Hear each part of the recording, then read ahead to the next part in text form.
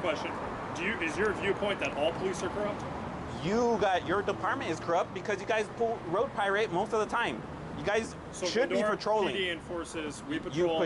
You patrol. We patrol and we enforce traffic laws. And you take people's cars. You make them sit on the thing instead of treating them correctly. Other departments do the same thing. They enforce traffic laws and they also not like you guys. Not like you guys. Oh yeah. Azusa PD is a lot better than you guys. Way better than you guys. Traffic lays the same as we yeah. do. They have a traffic but you don't see them pulling on certain days, like a day before a holiday, pulling everybody over. Every couple blocks, you guys are pulling people over. In Azusa, you don't see that. I don't know what you mean by every couple blocks. You're talking about when we have checkpoints set up? No, when you got somebody pulled over like this, we go to Grand and there's somebody else pulled over. You drive over on Foothill. There's another police officers. Our job is to enforce the law. And so what that means is you guys just come out, try to give everybody tickets. That's road pirating. How isn't it?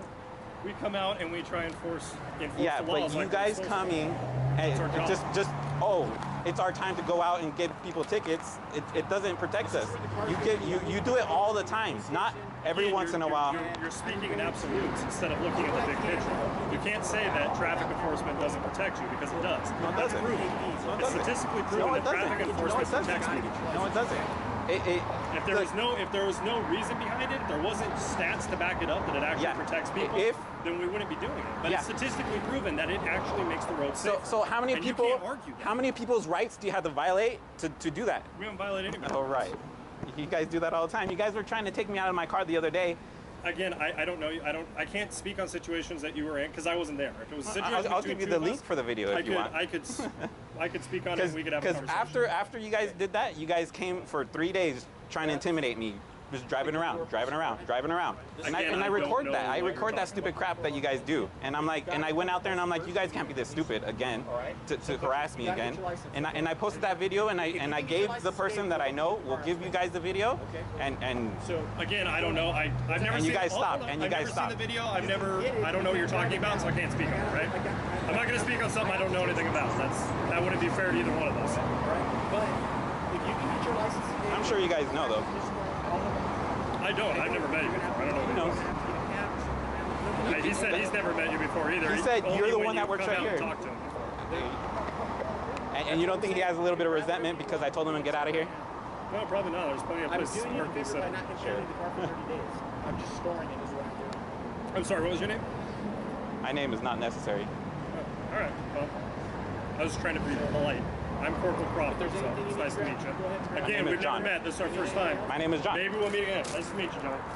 And if we meet, it is what it is. You know, we can have a conversation about stuff. That's part of life. I mean, I do appreciate and have a conversation. I do appreciate you doing the conversation. Most cops wouldn't, and I do respect that. I honestly do respect that. I just we as citizens don't want to be harassed like that. We don't. Well, again, I'm not going to speak on any harassment with you because I don't know anything. I'm not a part of any of the calls you're talking about, so it wouldn't be fair for me to speak on something that I know nothing about. On either way, right? Yeah. Well, if you actually, I can talk about our conversation right now and the different topics we've discussed, and we're just on two different viewpoints here. Yeah. And I think you have an extreme view of police, I think, as far as what we do and what our job is out here and what our job. No, you guys are doing a job. You guys are doing a job, but you guys need to put that our rights are above giving tickets and taking people's property. That's really what it is. Violate anybody's rights. I mean, how aren't you? I mean, you didn't have to get him out of the car. You could cite him. Well, we did. Cite him and tell him, look, you got to set the other ticket and do this ticket. But that's not how the law works. And you park that car there, and it better not move for a couple days. So you own the business, I'm assuming? Yeah. Okay. So in your business, you have employees, and you have certain ways you want things done, right? You have certain standards. You have certain guidelines. Like, hey, if you're going to fix this computer, you have to do A, B, and C, right? Yeah. Same with us. We have certain laws and guidelines that we have to abide by. And there's certain things that we can and can't do in our profession. And although what you're saying would be ideal for the person driving, it's not necessarily the law or the guidelines set forth by the state, which we have to abide by. Mm-hmm. So we have certain laws and guidelines and regulations we have to go by.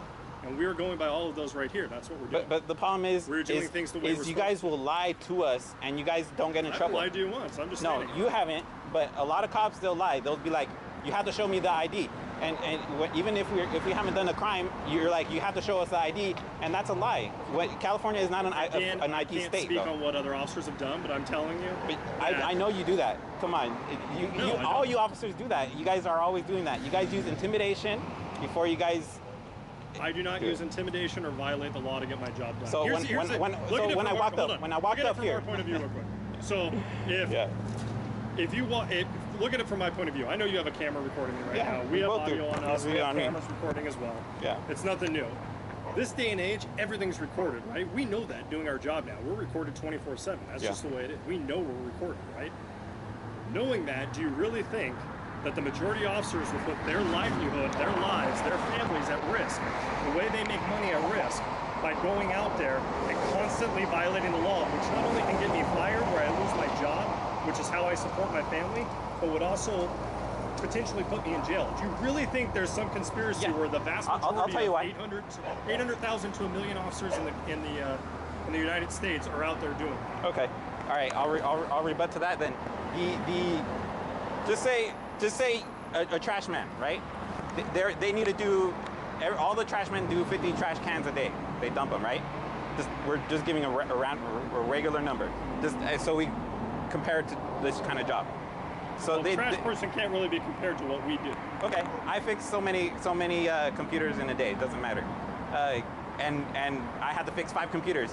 All my techs should be fixing at least 5 computers. If they don't fix those 5 computers, and I say, hey, what's going on, right? That's what I would do. You guys are the same way. But your guys' way to show that you're doing some kind of production is that you guys are giving tickets. You guys are arresting people. You get what I'm saying? Well, if you're implying quotas, no, we don't have quotas. No, I'm not saying you have quotas. But if you have it where one officer is giving 10 tickets and he has 10 arrests, and then you have 0, your commanding officer is going to say, hey, what's up? You get where I'm going with this. My job is to come out here and enforce the law, though. Not only enforce the penal code, which can result in arrest, or the vehicle code, which could result in arrest, but also to come out here and protect the roadways. And if that involves issuing citations, then that's one of the courses of action that I have. I can't issue a citation. But to generalize and say that I have to come out here and I'm only doing it because I have a quota is what you're implying. I have to. No, I never said you had a quota. I'm saying that. Well, you're saying I have to reach a certain number, which is. Well, you should be kind of comparable to the other ones because I know your commanding officer will say something. So you work in say you're I don't know if you live here or not, but say you live in the city of Glendora and you have a police force, or the city of Azusa, you have a police force. Wouldn't you want those officers out there doing what they're paid for by their taxpayers, which are to enforce laws and to protect the roadways and to protect the citizens, which is what we're doing. That's part of what track enforcement is. Statistically, and there have been studies done on this, officers 99% of the time are doing their job correctly. And I'm not going to sit here and pretend that every single cop is always perfect, because you and I both know that's not true. But the vast, overwhelming majority of the time, officers do their job correctly, and we do what we're supposed to. If you've had some bad experiences that have put you in the negative light, then I'm sorry that's happened. But the fact of the matter is, and this has been proven steady after steady, officers, the vast, overwhelmingly majority of the time, so you're talking 99% of the time, are doing their job correctly. That can't be argued. That's statistically true. Now, again, we can both agree, there is that 1% that makes anybody look bad. In your business, if you have one of your employees that was cussing everybody out and treating people like crap and breaking their equipment and doing stuff, that could reflect poorly on your entire business, correct? Yeah. It's the same with us. There are some people out there that don't do their job correctly, and we are the ones that want an officer. The rest of the officers are the ones that want them gone more than anybody else. Why?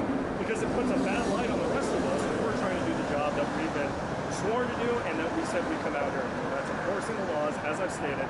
And you can argue, if you wanted, that's your viewpoint, that the traffic law shouldn't be enforced. No, I didn't say traffic law shouldn't be enforced. There's a point behind traffic enforcement, and there's a point behind traffic laws.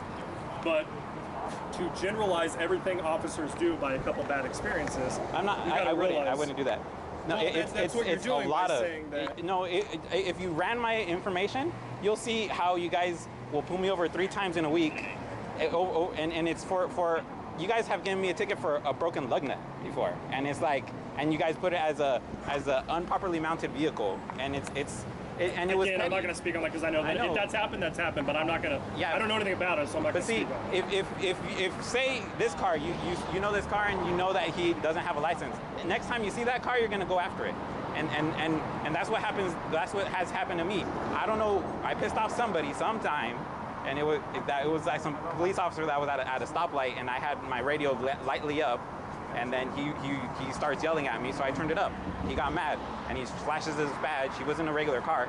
Flashes his badge. A few weeks later, he comes after me and pulls me over. I don't know anything about that. No, I'm not saying that. I'm just giving you and context. This was in Glendora, yeah. or I don't no, know it was here. But I'm just giving you context. The facts, I mean, are what. I mean, I can't prove them. You can't prove them unless I actually pull the records.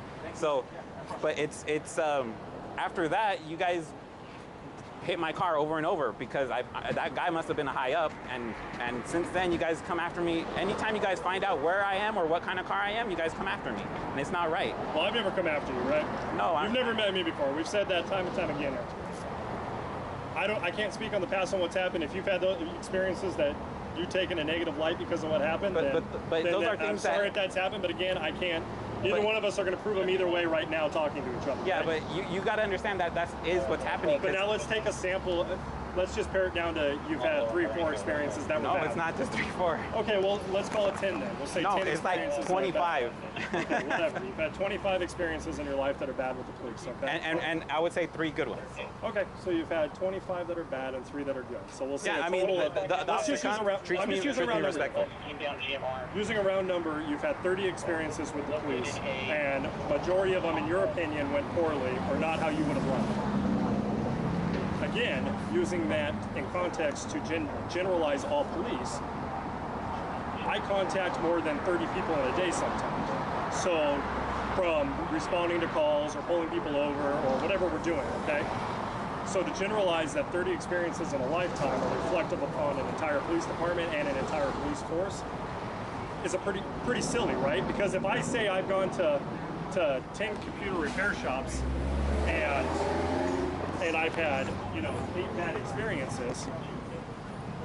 Well, there's more than 10 computer repair shops that service hundreds of people throughout the week, right? Yeah. So a small percentage of what's happened to me, a very small percentage, is reflective of the totality of what those computer shops do. See what I'm saying? Yeah. So there are, if you've had bad experiences with some cops that you think weren't performing the way you like, then I'm sorry that you've had that experience. But I think you gotta open up your viewpoint a little and maybe take it in a little. And if you've had those bad, think about the fact that the majority of the time we're doing what we're supposed to, right? I think the majority of the time, and that's proven in studies. I wouldn't say that. I wouldn't say that. I would say 25% of the time, you guys. But when you guys are road pirating, that's something else. Well, studies have shown that the vast majority, we're talking, studies vary 97 to 99% of the time that officers are doing what they're supposed to within the law. Yeah, but see, you guys are getting people for driving, and most of the time, but most people are not driving; they're traveling. If they're doing, wait, hold on.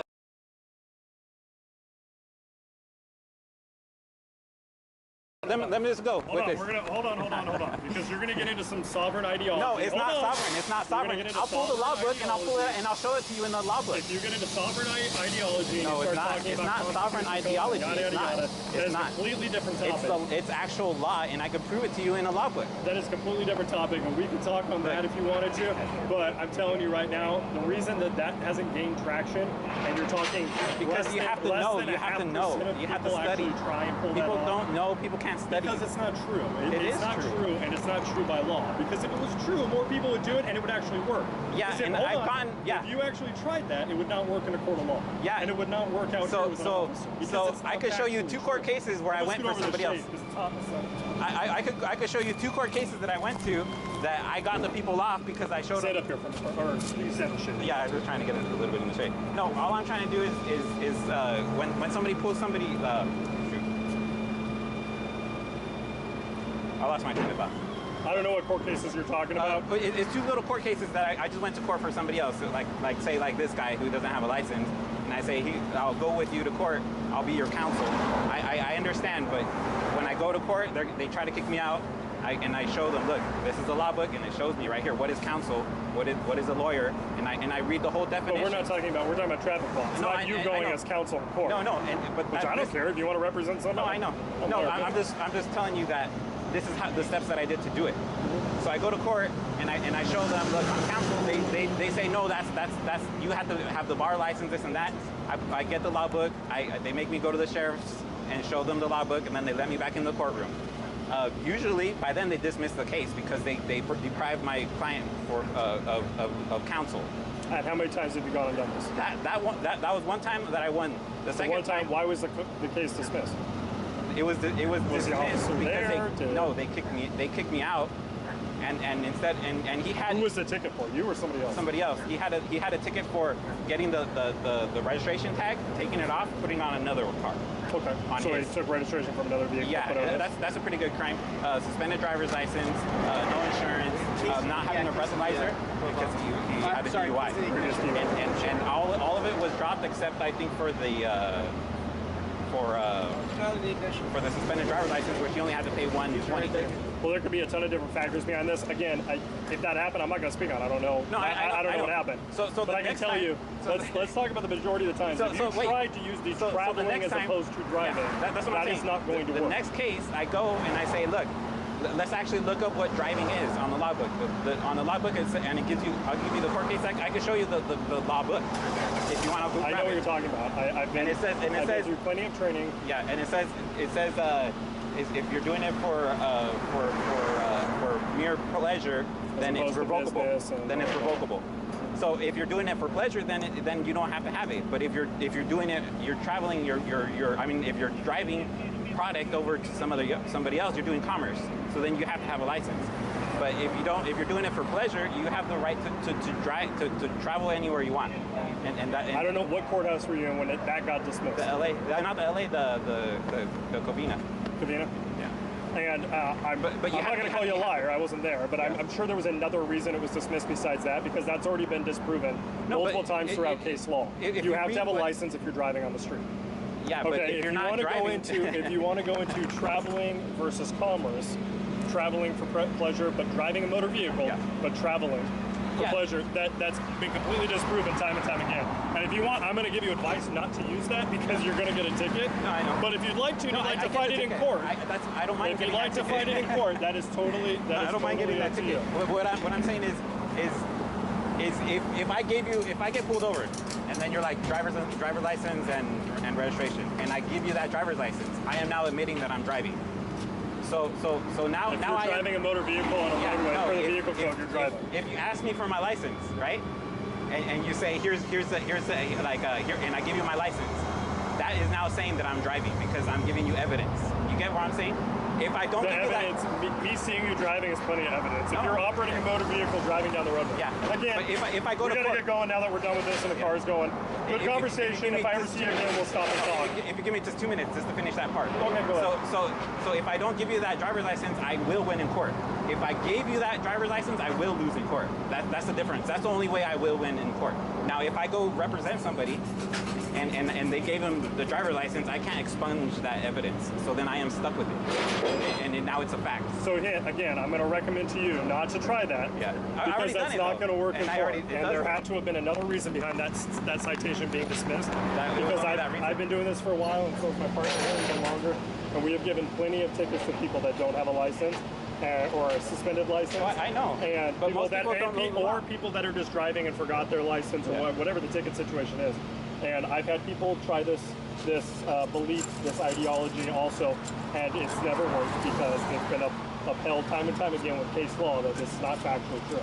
But again, it is your right to try it all you want, and maybe one day we'll cross paths and I'll see you in court if you got a ticket from somebody else, and I'll watch and see what happens. But again, I'm going to advise you, have a driver's license if you're driving. I mean, I do have a driver's license. Oh, there you go. Then you don't have to worry about it. I don't ever present it to you guys anymore because if you're not going to present that evidence. If you're not going to present it, that doesn't negate the fact you're driving a vehicle, whether or not you present a license. I'm traveling. But see, I wouldn't let you use that word. If I let you use that word over and over, then I am stuck with it. That's the only reason. Well, again, I'd say if you want to try this line of defense, have at it, try it. But it's worked before. Good luck with it if it happens in the future. But you have to do it right. And the thing is, you do guys. John, right? You do get away with it, yeah. All right, take it easy. You do get away with it. It's just you have to know all the rules. Hey, real quick, I gotta. All right, that's how you do it. So they took his car.